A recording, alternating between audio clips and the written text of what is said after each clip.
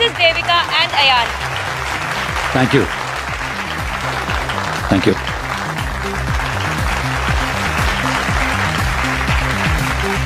Thank you so much. इस car को बनाने का हमारी कंपनी का सपना तो था ही, साथ ही न्यू जनरेशन को हम लोग एक ऐसी कार देना चाहते थे जिसमें बैठ के वो लोग कूल और फैंसी फील करें, जैसी feel American and German brands की कार में होती है। अब आपका ज्यादा वक्त ना लेते हुए let me introduce to you the most valuable gift to our nation.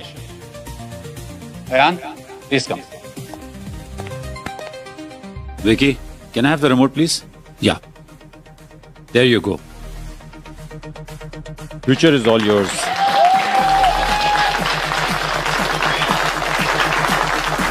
Introducing the new Booster.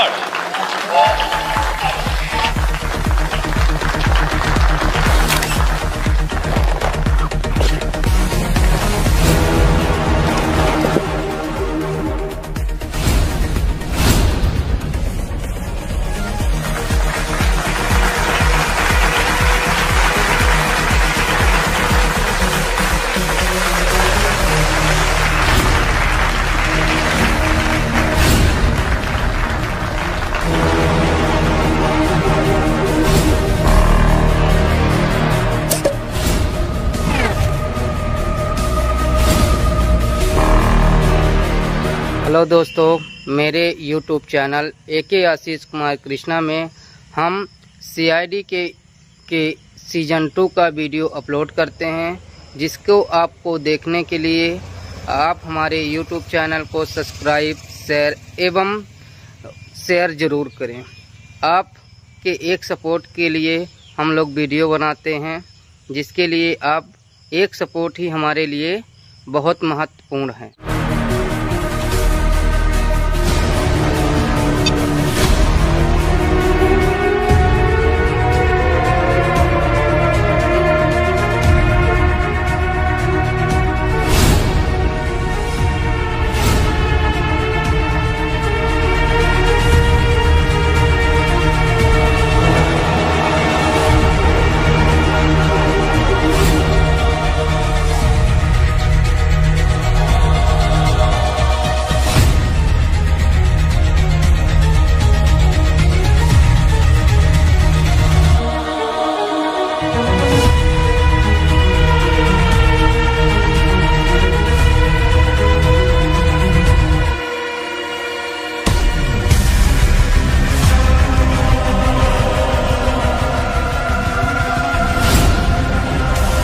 वेद,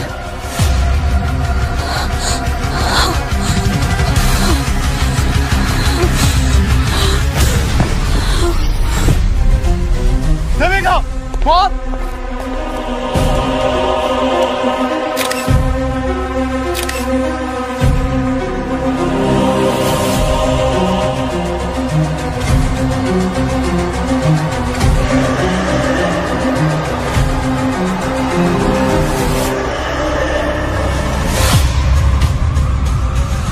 क्या ये कोई नई तरीके का डार्क पब्लिसिटी स्टंट है? अगर है तो 3 निशाने पर लगाएं, क्योंकि ये इवेंट हर जगह वायरल हो चुका है। आमतौर पर कार के साथ उसके फीचर्स लॉन्च होते हैं, लेकिन बूस्टर के साथ लॉन्च हुई है उसकी ड्राइविंग सीट पर बैठी हुई एक डेड बॉडी। आज जहां पर बुकिंग्स के लिए कस्टमर्स की लंबी लाइन होनी चाहिए थी, आज वहीं पर आई हुई है CID की टीम।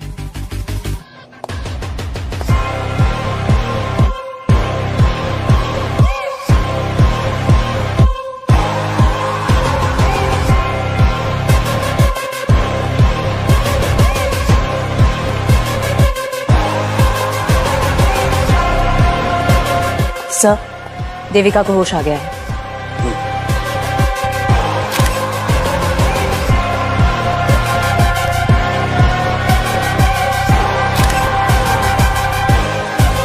सर, जब हमने पहले बॉडी को देखा था तो एकदम चट्टान जैसे कड़क थी।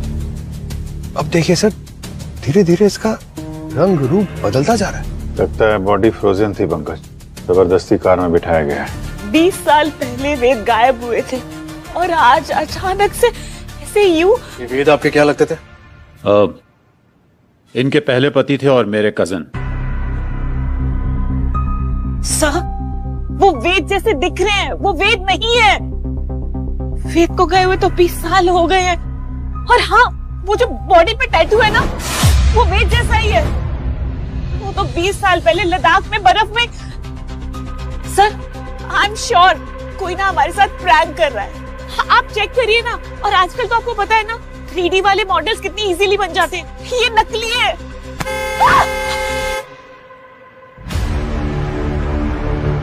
सर, बॉडी काफी तेजी से डिकम्पोज हो रही है। इसके पहले कि हमारे यहाँ सिर्फ हड्डियां ही बचे, बॉडी को फटाफट फॉरेंसिक लैब भेजने का इंतजाम करो।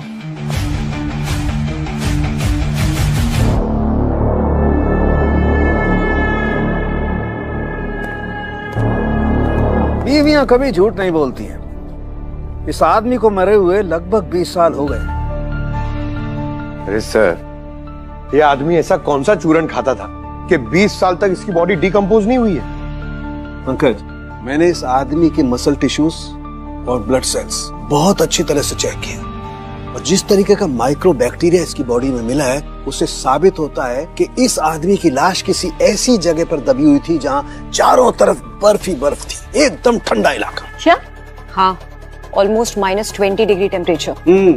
और इतना कम टेम्परेचर इंडिया में सिर्फ हिमालय के हाई एल्टीट्यूड एरिया में मिलता है और कहीं नहीं। लेकिन अगर 20 साल से किसी मरे हुए इंसान की लाश कहीं दूर पहाड़ों में दबी हुई थी, तो फिर ये अचानक मुंबई कैसे आ गई? अरे ऐसा कौन सा स्पीड पोस्ट है कि लाश वहां पहाड़ों से या मुंबई एक कार के सीट में आ गई? पंकज, अभी लाश स्पीड पोस्ट से आई है या टाइम ट्रेवल करके आई है, ये पता लगाना तुम लोगों का काम है ना। हाँ, लेकिन मैं तुम्हें ये बता सकता हूँ कि ये लाश कब बाहर आई है। सर, तो पूरी बात बताइए ना, आप ऐसे किस्तों में क्यों बोल रहे हैं? ये लाश 12 से 13 घंटे पहले बाहर आई है। क्या? हाँ, सिर्फ 12 से 13 घंटे पहले? बिल्कुल। जिस तरीके से इसके मसल टिश्यूज टूट टूट करके गिर रहे हैं और जिस तरीके से इसका स्किन का कलर बदलता जा रहा है, उससे बात साफ पता चलती है कि किसी लो टेम्परेचर से इस लाश को बाहर आने में सिर्फ 12 से 13 घंटे लगे, बस। सब वेद को ना पैराग्लाइडिंग का बहुत शौक था, इसीलिए ही वो लद्दाख जाते थे। वहाँ पर कोई कंपनी थी जो पैराग्लाइडिंग करवाती थी। बस वहीं पर पैराग्लाइडिंग करते टाइम जब लैंड कर रहे थे तो एवलांच हो गया और वेद बर्फ में फंस गए। उसके बाद वेद कभी मिले ही नहीं हमें। वो कंपनी कौन सी थी जो ये पैराग्लाइडिंग वगैरह करा रही थी? 20 साल पुरानी बात है, नाम तो याद नहीं है। और वैसे भी वेद भाई साहब अपनी सारी बुकिंग्स खुद करते थे। तो बुकिंग की डेट तो याद होगी ना आपको? हाँ सर, वो मैं कैसे भूल सकती हूँ। 3 सितंबर 2004। Find it. क्या 2004 में? अब मैडम, इतनी पुरानी बात कौन ही याद रखेगा। पर हाँ, झूठ नहीं बोलूंगा कि कभी कभार बर्फीले तूफानों में ऐसे हादसे अक्सर हो ही जाया करते हैं। और ये पैराग्लाइडिंग का खेल तो है ही रिस्की। और सच कहूँ तो इसी एडवेंचर की वजह से लोग आते हैं इसको करने के लिए। पर हम अपनी सेफ्टी में कोई कसर नहीं छोड़ते हैं, पूरा ध्यान रखते हैं सेफ्टी का। तो मैं आपकी कंपनी के बारे में कहाँ कुछ बोल रही हूँ रवि जी। मैंने वेद की जो डिटेल्स दी है आपको, आप बस वो चेक करके बता दो कि वो 20 साल पहले आपके यहाँ आए थे कि नहीं। रिकॉर्ड्स तो होंगे ना आपके पास। आप मुझे थोड़ा वक्त दीजिए, मैं सब कुछ चेक करके आपको कॉल बैक करता हूँ। थोड़ा अर्जेंट है। जी मैडम। सर, ये पिछली रात का फुटेज है। यहाँ पोडियम पर गाड़ी खड़ी है और सर इस वक्त गाड़ी के अंदर कोई भी नहीं बैठा। फिर इस कार को कवर कर दिया जाता है।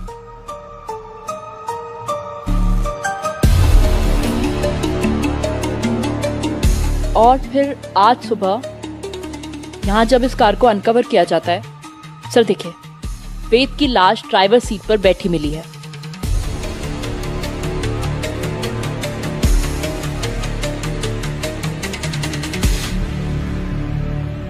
सर, सब कुछ तो हमारी आंखों के सामने है, फिर लाश गाड़ी में आई कहाँ से? अपने ये सीसीटीवी के साथ किसी ने छेड़खानी तो नहीं की? लगता तो नहीं है सर। हेलो जी मैडम। मैडम, मैंने चेक किया, वो वेद उस दिन आया था हमारे कैंप में। 3 सितंबर को ही आया था 2004 में। लेकिन वो उस दिन पैराग्लाइडिंग वाले टाइम वो तूफान में गुम हो गया था।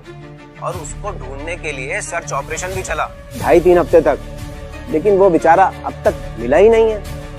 पता नहीं कब मिलेगा। बेचारा मिल गया है आज ही। हाँ? मिल गया? कहाँ से मिला? मुंबई में। मुंबई में? So for now it's confirmed कि 20 साल पहले सीजन 2 CID का अभी तक का 10 मिनट वीडियो देख चुके हैं। मेरे इस वीडियो को आगे देखने के लिए लाइक, सब्सक्राइब एवं शेयर जरूर करें, जिससे हम आपको आगे का पार्ट जरूर अपलोड करें। धन्यवाद दोस्तों। वेद लद्दाख के एवलांच में कहीं गायब हो गया, फिर 20 साल बाद वो यहाँ मुंबई के शोरूम में कैसे पहुंच गया, वो भी एक लाश बनकर। चलो लेट्स अज्यूम फॉर नाउ कि ये लाश हमसे कुछ कहना चाह रही है, लेकिन ये लाश खुद चलकर तो नहीं आई होगी ना, यहाँ पर किसी ने तो किया होगा। We need to find these answers. Sir, forensic ने कंफर्म किया है कि इस बॉडी को एक्सट्रीम कोल्ड टेम्परेचर से निकले हुए कुछ 12 से 13 घंटे हुए हैं। 12-13 घंटे में लाश बाय रोड लद्दाख से मुंबई पहुंच गई? Not possible. इस कार को खंगालो अच्छी तरीके से, एक एक कोना छान मारो इसका। बॉडी इस कार में मिली है, जवाब भी एक कार ही देगी। यार बहुत बुरी किस्मत है इस गाड़ी की तो। इसका बर्थडे मनाया नहीं कि डेथ सर्टिफिकेट जारी हो गया इसका। सच में सर, इस कार को तो अब कोई भी नहीं लेगा। ये बहुत हैवी डिस्काउंट पे मिलेगी। ये केस सॉल्व हो जाने दो, फिर शोरूम से आके बात करता हूँ। सर,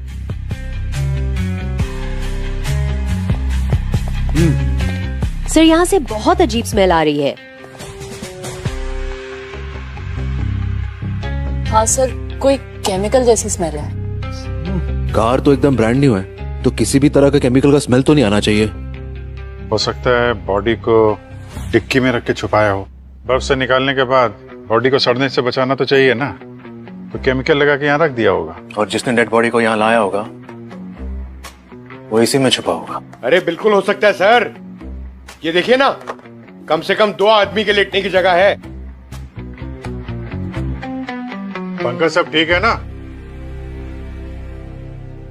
ठीक ही है सर।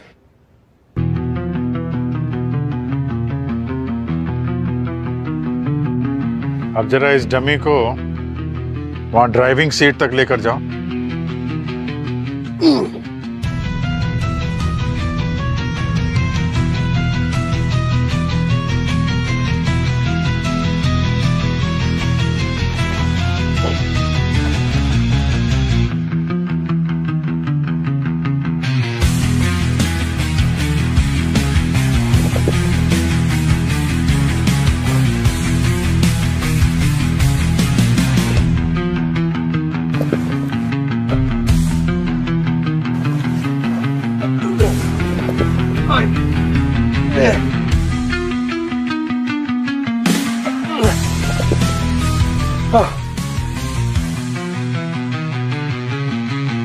हालत खराब हो गई सर।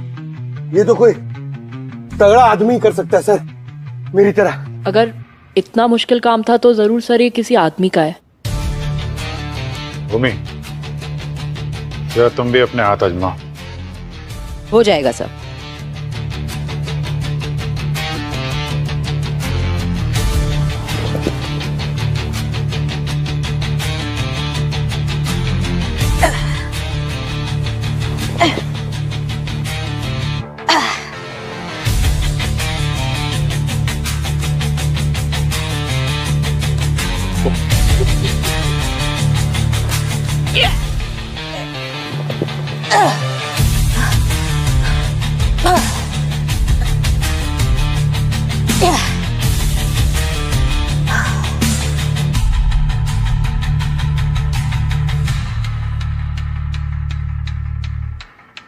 इतना भी मुश्किल नहीं था पंकज जी। वो एक्चुअली सर वहां सीट के पीछे मेरा पैर फंस गया था, वो ऐसे करने के चक्कर में। अच्छा, मतलब बॉडी को शिफ्ट करने वाला आदमी या औरत भी हो सकती है।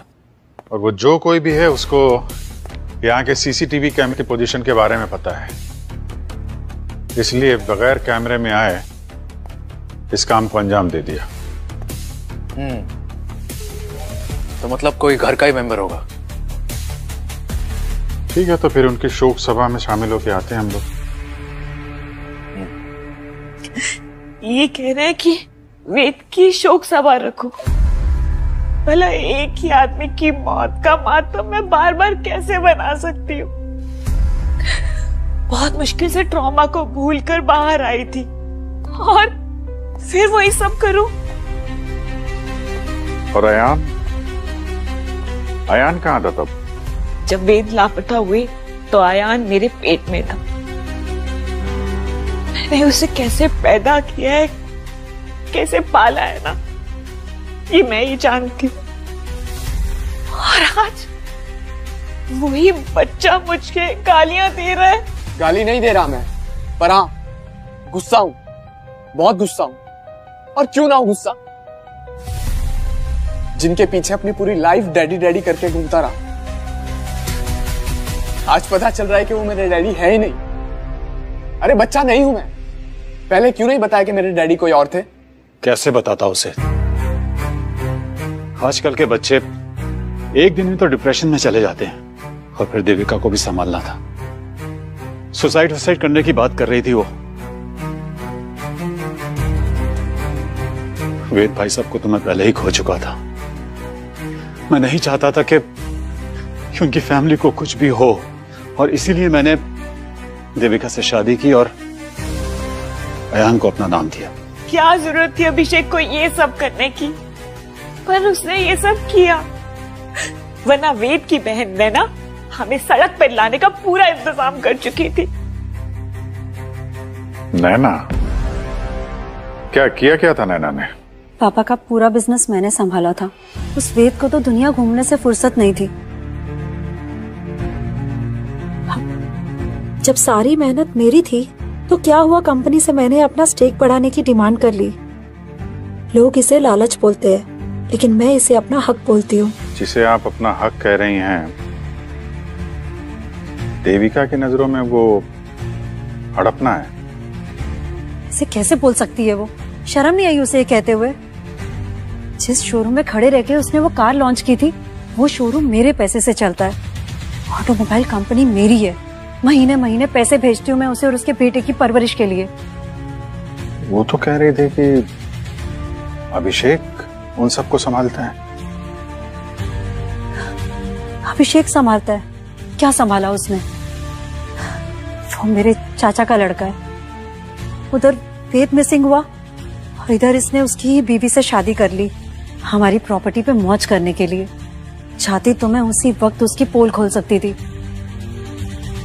क्या मतलब? पोल खोल देती? फिर मैं आप लोग को दिखाती हूँ।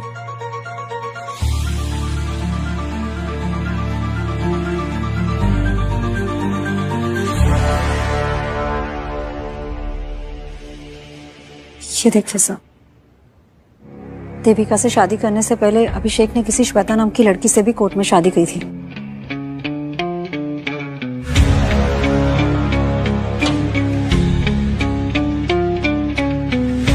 शादी के बाद एक और शादी। तो पता लगाओ ये श्वेता जी हैं कौन और कहाँ हैं।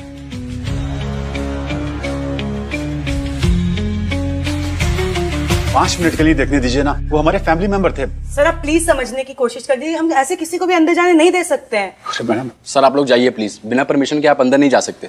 क्या बात है? मैम, वेद मेरे हस्बैंड थे और आयान उन्हीं का बेटा है। आज तक हमने आयान को ये नहीं बताया कि वेद उसके पापा थे। प्लीज आखिरी बार मेरे बेटे को उसके पापा की शक्ल देखने दीजिए ना। ये फॉरेंसिक लैब है, यहाँ बहुत सारे कॉन्टामिनेशन होते हैं और बॉडी के कांटेक्ट में आने से पहले बहुत सारे प्रिपरेशन करने पड़ते हैं। आप लोग जाइए, पहले परमिशन लेकर आइए, उसके बाद ही मैं आपको अंदर अलाउ कर सकती हूँ। ठीक है, हम लोग परमिशन लेकर आते हैं। आओ बेटा। Thank you.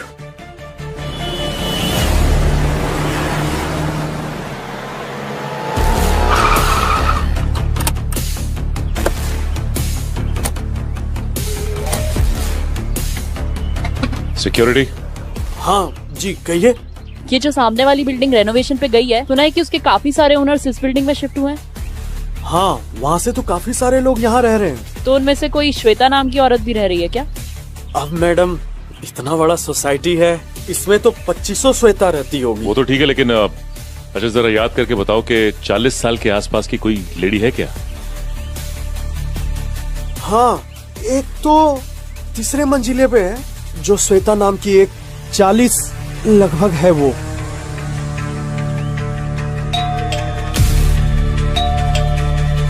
CRD सीजन 2 का अभी तक का वीडियो 20 मिनट तक देख चुके हैं और लाइक सब्सक्राइब जरूर कीजिएगा। चलें चलते हैं, आगे की वीडियो शुरू करते हैं। धन्यवाद।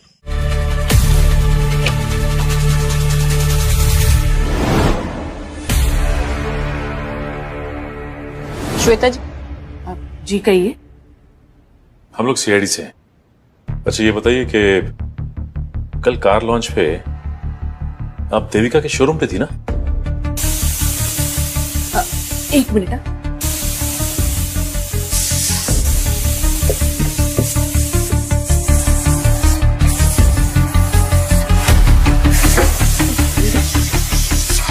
लगता है दाल गल गई। आपने हमारी बात का जवाब नहीं दिया। हाँ, मैं गई थी। मेरा बेटा वहाँ फ्लोर मैनेजर है। और आपके हस्बैंड कहाँ है? ये आप सब मुझसे क्यों पूछ रहे हो? सवाल तो बनता है ना, जब एक ही आदमी ने दो शादियां की हो। आपका मैरिज सर्टिफिकेट।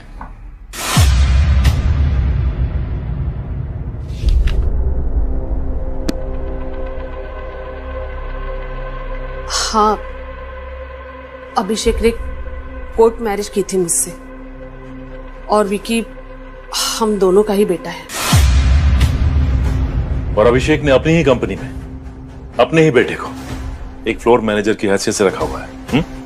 हाँ, मैंने अभिषेक को काफी बार कहा, लेकिन उसने कहा कि मालिक को भी सारा काम आना चाहिए। जब वो लायक हो जाएगा तब उसे उसका हक दे दिया जाएगा। आपको तो पता ही होगा, उसने देविका से शादी की है। मजबूर थे बेचारे, वरना चचेरे भाई की बीवी और बच्चे की जिंदगी बर्बाद हो जाती। अच्छे इंसान है वो, परिवार के लिए प्यार की कुर्बानी दे दी। देविका जानती है कि आप अभिषेक की पत्नी हैं।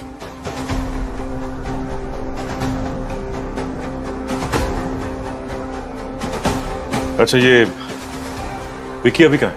मुझे नहीं पता, कल से वो घर नहीं आया। मुझे थोड़ी ना वो बता कर जाता है। एनीवे, फिलहाल हम चलते हैं।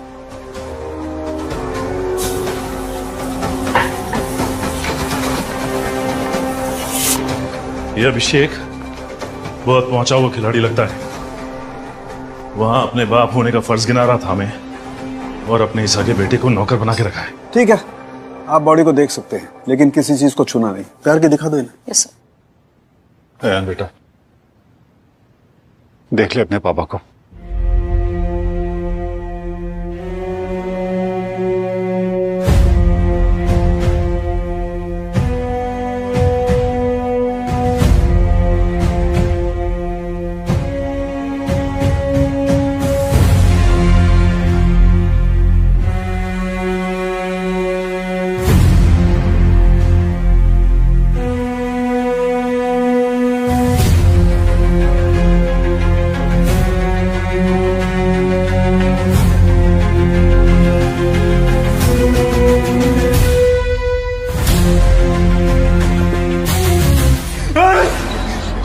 अयान बेटा, संभाल में आपको।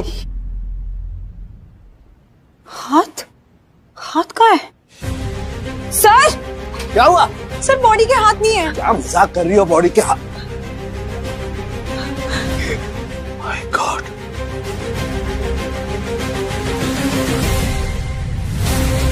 दोनों हाथ कटे हुए। अरे गार्गी, इसके दोनों हाथ किसने काटे? फॉरेंसिक लैब से कौन चोरी करके ले गया हाथ?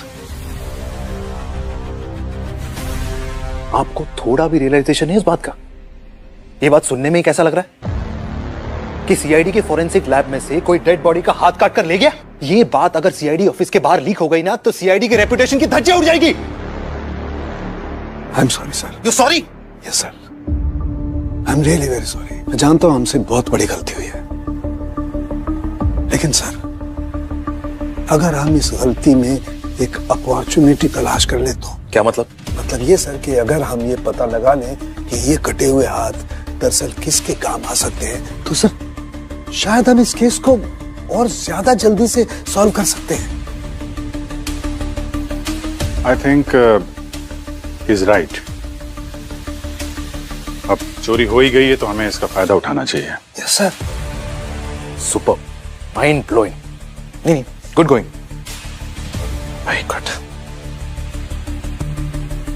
कल स्टाफ के अलावा फॉरेंसिक लैब में और कौन कौन आया था? कोई भी नहीं सर। मैं तो आईडी कार्ड और रजिस्टर में एंट्री के बिना किसी को यहाँ पे झांकने तक नहीं देती। बड़ी बड़ी बातें मत कीजिए, कोई तो आया था यहाँ पे। रजिस्टर दिखाओ। जी sir. Shield and shine company, ये दो लोग कौन है? सर ये तो सैनिटाइजेशन वाले हैं, ये रेगुलर आते रहते हैं यहाँ पे। हाँ सर, वो 2 हफ्ते में एक बार विजिट करते हैं। फॉरेंसिक लैब है तो सैनिटाइजेशन की जरूरत पड़ती रहती है, उनसे टाई अप है सर हमारा। शील्ड एंड शाइन कंपनी, पता लगाओ किन 2 लोगों को भेजा था उन लोगों ने यहाँ पे।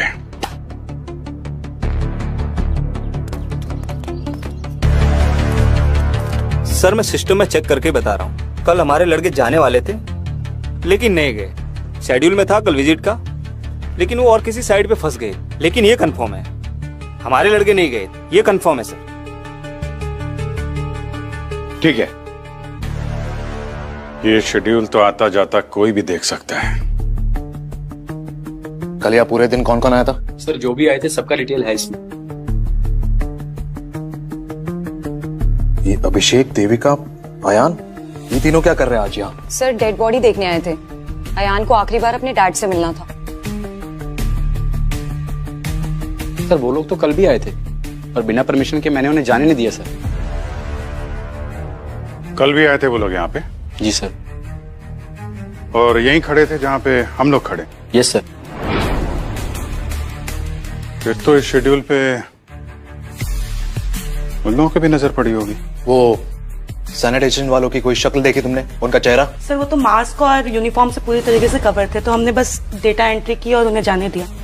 जब तक वो हाथ नहीं मिल जाते तब तक ये केस हमारे पकड़ में नहीं आएगा। वो हाथ मुझे चाहिए अभिजीत।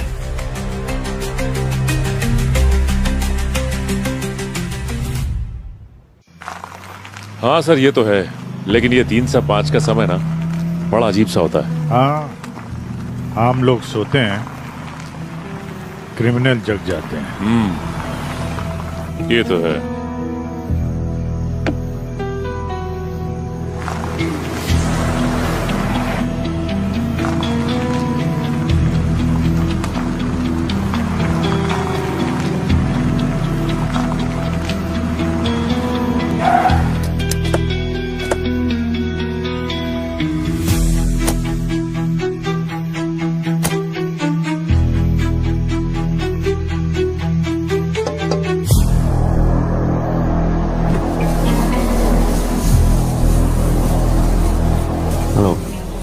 Need any help?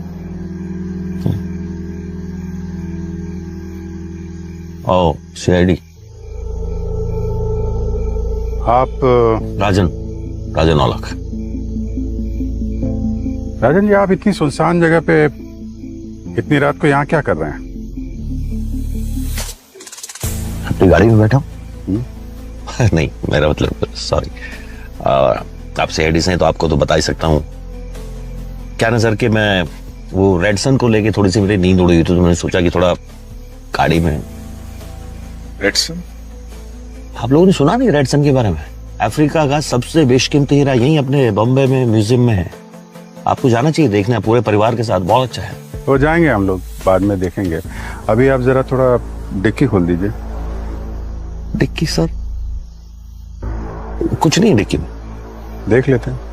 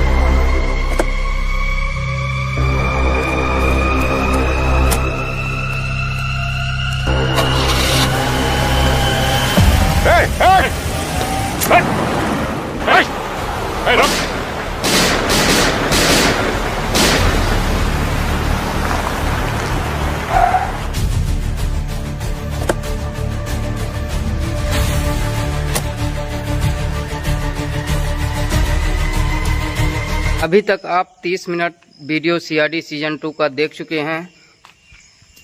आप हमारे वीडियो को लाइक, सब्सक्राइब एवं शेयर जरूर कीजिएगा। आपके इसी लाइक सब्सक्राइब से हमें मोटिवेशनल मिलता है, जिसके लिए हम आगे की वीडियो ज़रूर बनाएं। धन्यवाद।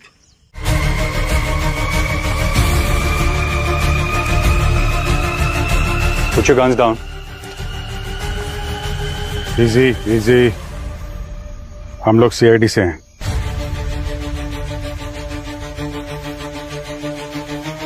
गोली आप लोगों ने चलाई थी? जी हाँ, गोली हम ही ने चलाई। हम लोग पेट्रोलिंग पे थे और यहाँ पे एक आदमी खड़ा था। हमको शक हुआ और उससे डिक्की खोल के दिखाने के लिए कहा, लेकिन मौका मिलते ही भाग गया वो। दिखने में कैसा था? अच्छी हाइट थी, लंबा चौड़ा था, वेल बिल्ट। राजन नाम बताया था उसने। राजन? कब से पीछा कर रहा हूं उसका। He's the most wanted jewel thief. वो और उसका partner Rehan Roy red sun को चुराने की फिराक में है। हाँ, कुछ अफ्रीकन रेड सन की बात कर तो रहा था वो। 25 अप्रैल को एक चोरी कर चुका है। अब रेड सन तक पहुंचने से पहले उसे पकड़ना पड़ेगा। किस डायरेक्शन में गया? ओ, इधर ही सीधा गया वो। Okay, thank you officers. All the best.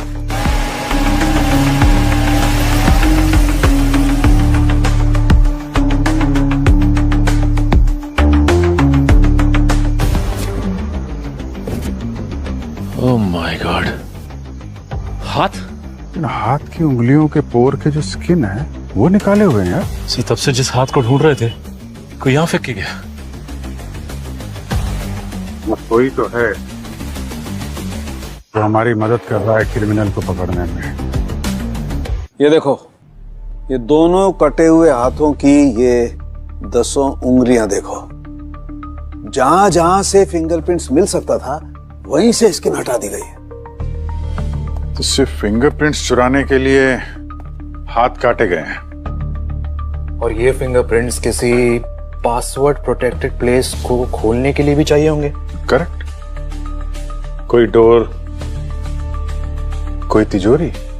जिसका मतलब जिसके पास भी ये तिजोरी या डोर है इधर पे, उसी ने हाथ काटा और चुराया है।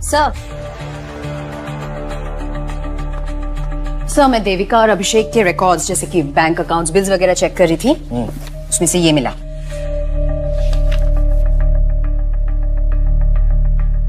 व्हाट?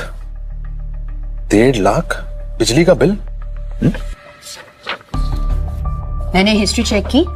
पिछले कई सालों से इनके इलेक्ट्रिसिटी बिल्स इसी अमाउंट के आसपास के हैं।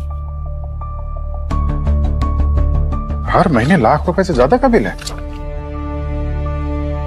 ये देविका, अभिषेक, ये क्या घर में एक फैक्ट्री चला रहे क्या? हर महीने लाखों का बिल, वो भी बिजली का। चल क्या रहा है? इतना एसी क्यों चला रहे हैं ये लोग? मतलब घर में शिमला बनाना है क्या? एक मिनट, क्या बोला तुमने? सर, मैंने तो बोला बस कि घर में शिमला बनाना है क्या? शिमला? लद्दाख भी तो बना सकते हैं। पंकज, तुम लद्दाख के लिए निकलो तुरंत। जिस कैंपिंग कंपनी के लिए वेद ने पैराग्लाइडिंग की थी उसकी सारी डिटेल्स निकालो। सारे प्रूफ चाहिए मुझे। Okay, come on. अभिजीत, कल रेड मारने की तैयारी कीजिए। अच्छा। अब ये कटे हुए हाथ ही हमें उनके गले तक पहुंचाएंगे।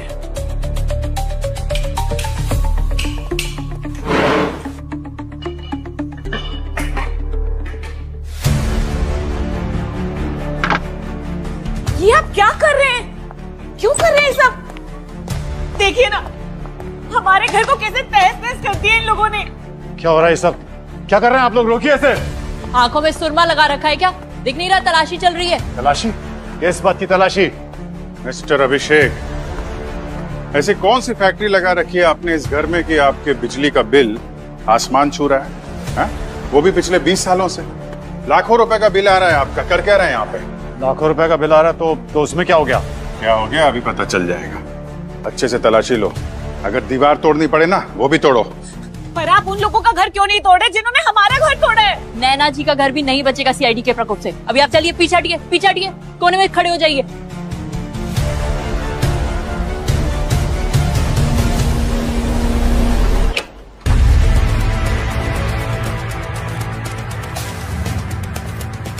ये रहा सर्च वारंट नैना जी, ध्यान से पढ़िए इसे, फिर बाद में मत कहिएगा कि सीआईडी ने मेरा घर उलट पुलट कर दिया।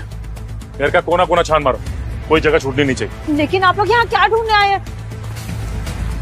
ये भी पता चल जाएगा आपको, सब्र रखिए।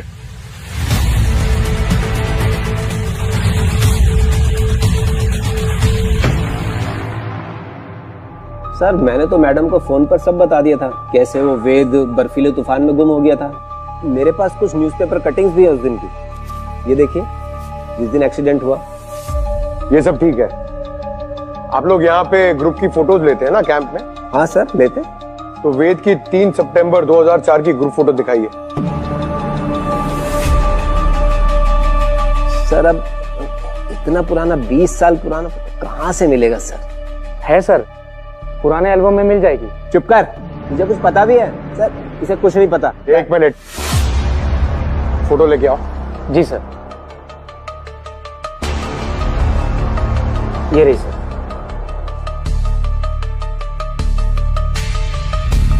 इसमें वेद कौन है बताओ? ये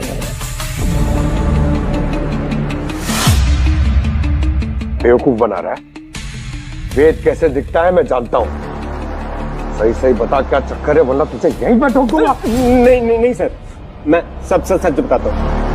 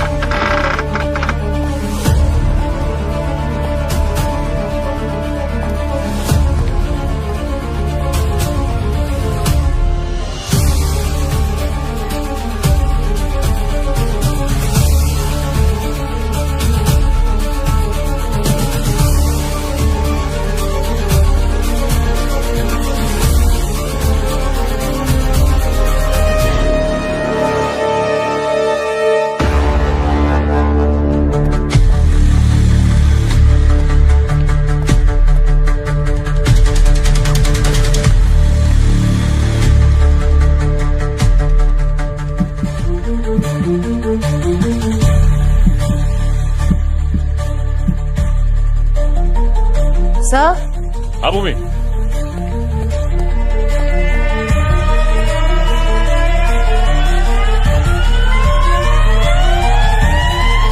डेफिनेटली यहाँ कुछ है।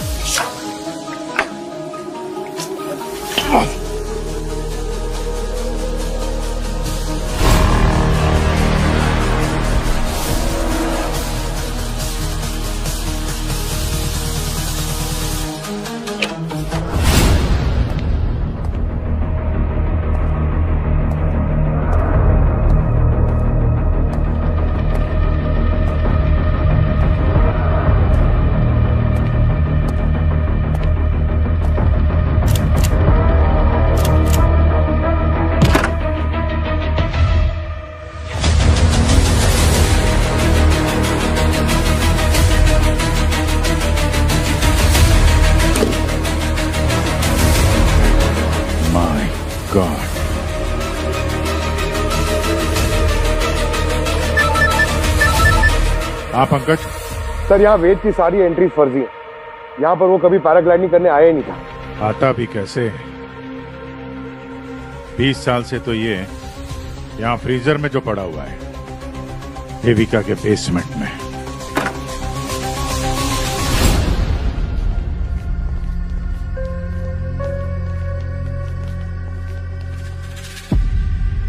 क्या बात है, बेसमेंट के अंदर अच्छा खासा लॉकर बना हुआ है। नैना जी, आप इस डिजिटल लॉकर का पासवर्ड देंगी या फिर इसके लिए भी हमें ही काम करना पड़ेगा?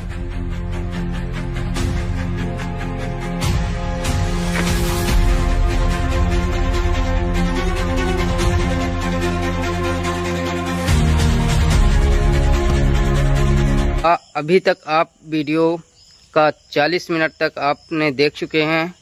कृपया अब आप लाइक सब्सक्राइब ज़रूर करें और हमें सपोर्ट करें। चलिए आगे नेक्स्ट का आपको पार्ट दिखाते हैं। धन्यवाद दोस्तों। ये वही कटे हुए हाथ के फिंगर्स की स्किन।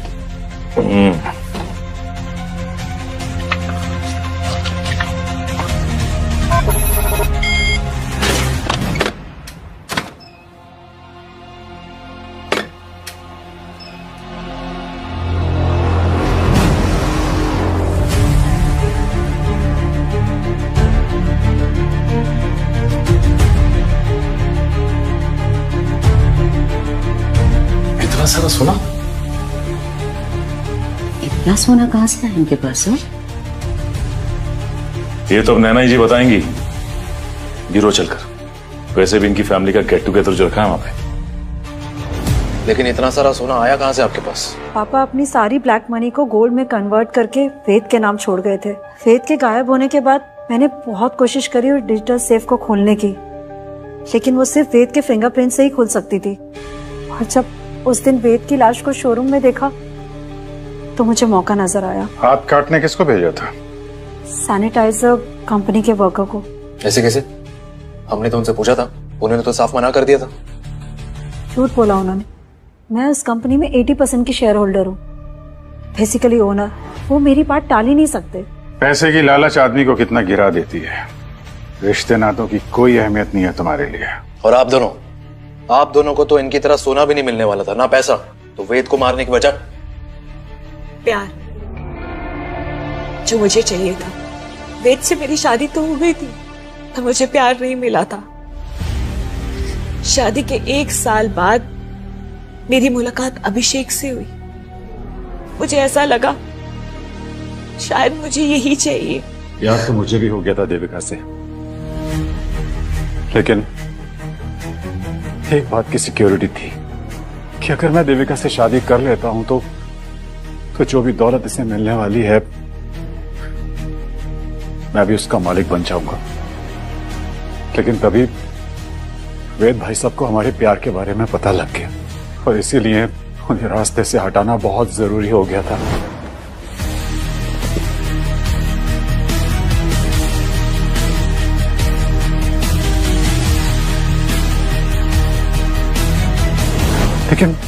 लेकिन उन्हें मारने के बाद हमें पता लगा कि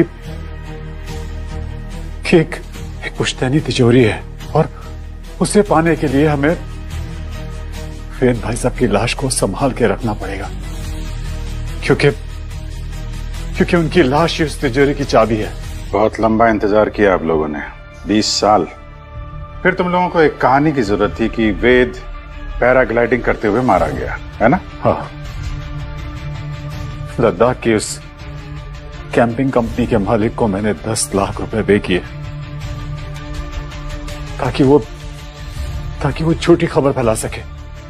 हाँ, इतने सालों तक हमने उस लाश को छुपा के रखा, पर पता नहीं उस दिन शोरूम में वो लाश कैसे आ गई। उसे अयान लेकर आया था।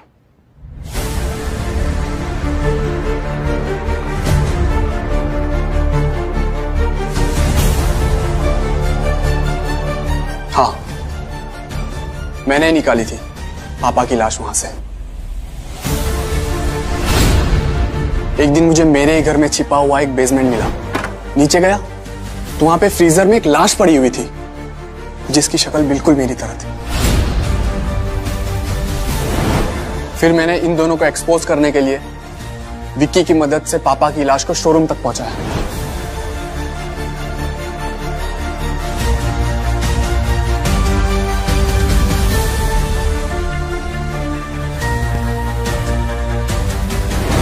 तुमने जो किया वो ठीक किया यान, लेकिन तरीका गलत था।